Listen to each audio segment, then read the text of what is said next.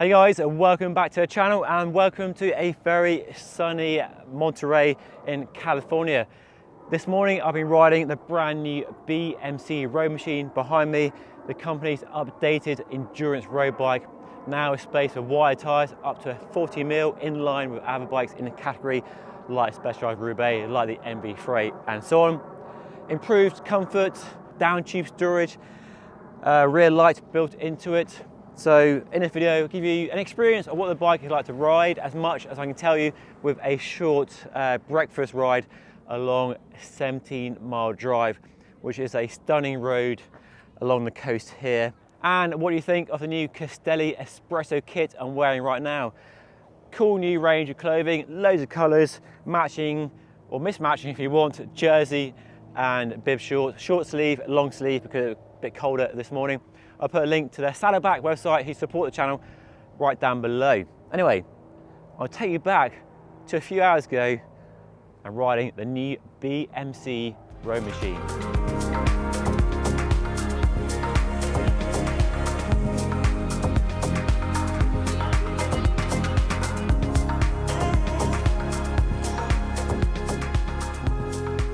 Morning viewers, it's about 7:30 a.m. going for a little spin to see what it's all about. So definitely not an in-depth ride, but I'll give you a taste of the bike and the riding today. It's quite cloudy, quite cold this morning, but the sun should come out later on, hopefully. But yeah, great to be out on the bike after a few days of pounding the Sea Otter show. Hopefully you enjoyed the coverage so far. Oh my dear husband.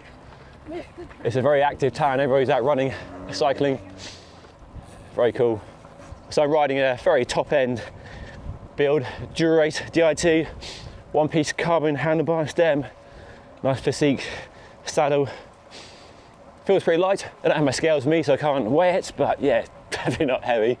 So now we're on a 17-mile drive, which somebody told me, as that massive house there probably suggests it's one of the most expensive roads in the US, if not the most expensive, which means it's probably the most expensive road in the entire world in terms of the value of the properties that line this amazing, twisting, curving road on the Pacific coast. The tarmac, silky smooth, there's no traffic because well, it's very early in the morning and it's a toll road as well, so you have to pay to come along here.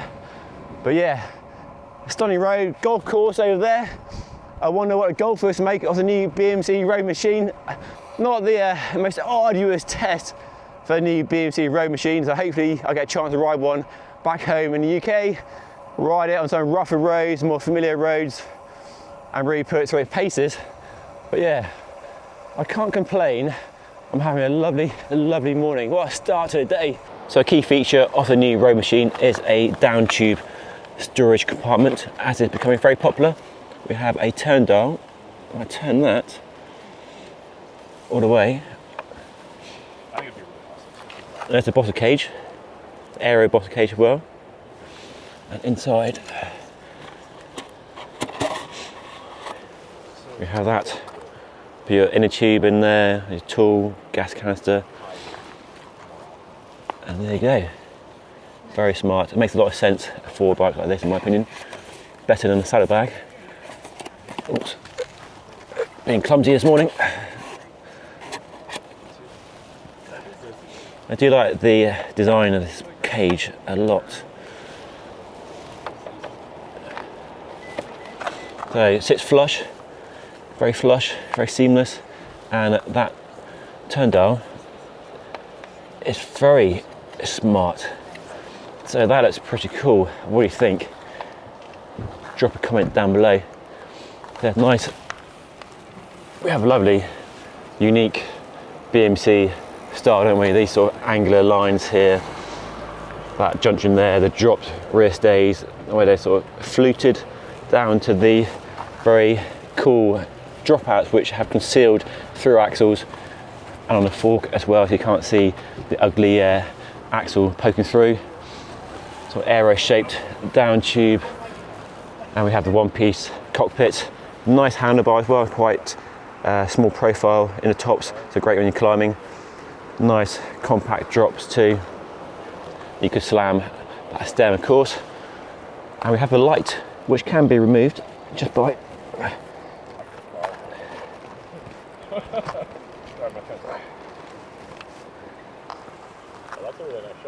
And there's a rear light.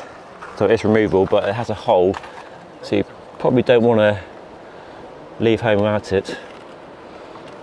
You know, it's also what you don't see, so you get it close. Quite difficult to push back in, but my hands are freezing cold. I can't do that at all. I just had his on. So just press that button for 5 seconds, and then. Do you know the run time of that light? It's like 3 hours. 3 hours, okay.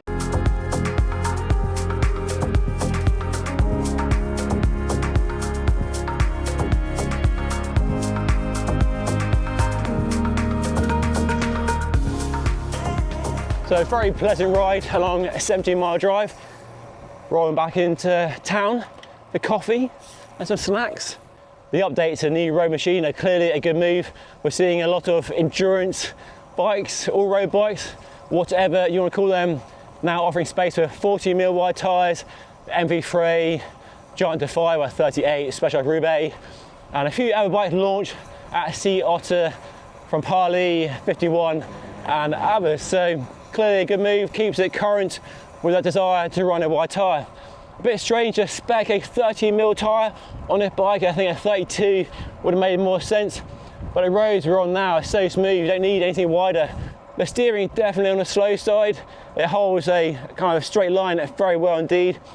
Doesn't waver around as much as other bikes. That MV3 definitely had, well, it felt like it had faster steering. They say it's also more compliant than the old model, 27% more, which is a whopping amount, and does tally with my impression of the old bike being a firmer, harder riding bike. So, but again, these roads are too smooth to really assess the comfort aspect. Need some Belgian cobbles for that, for sure. So a really nice ride on the new BMC Roadmachine along a 17-mile drive, but to be honest with you, not the best way to really test a new bike. Too short and the roads are too smooth, so not rough enough, coarse enough to really put an endurance road bike with the improved comfort and tyre clearance through its paces. So stay tuned for that in the future. The bike did feel amazing, of course. Dura-Ace Di2, deep section DT Swiss wheels, lightweight build. I don't have my scales on me unfortunately, but it's definitely a lightweight bike, definitely low 7 kilos, 7.1 at a guess for a size 56 without pedals. The bike pretty much rode it itself, but that says more about the road than the bike. It is a good update to the Roadmachine platform though. Space for 40mm wide tyres puts it in line with other bikes in this endurance all-road category. I love the downtube storage, and the turn dial to access that port is very easy, and easier than some where you kind of slide a mechanism across like in the MV3, so that works really well. The rear light integration is kind of interesting. I like the idea, the concept. It only lasts 3 hours, which isn't a lot, and if you do remove it, which you can, you have a hole in the top of the seat tube area which is a bit ugly and leaves the gap between the seat post and the seat tube looking a bit odd. And removing the light to charge it up with a USB port on the bottom is quite tough actually. Removing it and putting it back in is quite stiff in the bracket. I don't know if it's just a pre-production or that's how it is, but I guess it won't fall out as a bonus. It's a bit odd to spec an endurance road bike with a 30mm wide tyre, but on that route didn't really need a wider tyre, but a 32 would make more sense given the clearance for a 40mm wide tyre. Can't wait to try a bike with some wide tyres, a 35, even a 38 to see how it copes with some wide tyres, and of course ride it on some dirt roads and some gravel to see how it can handle that sort of 2 bikes in one with different wheels and tyres on it. But yeah, good first ride on the new BMC Roadmachine, a fun first ride, a bit different to what I'm used to back home in the UK, but let me know what you think by leaving a comment down below. And make sure to watch all my other Sea Otter Classic footage by clicking this video right here, and of course subscribe to the channel by hitting that link down below. But that's all today. Thank you so much for watching.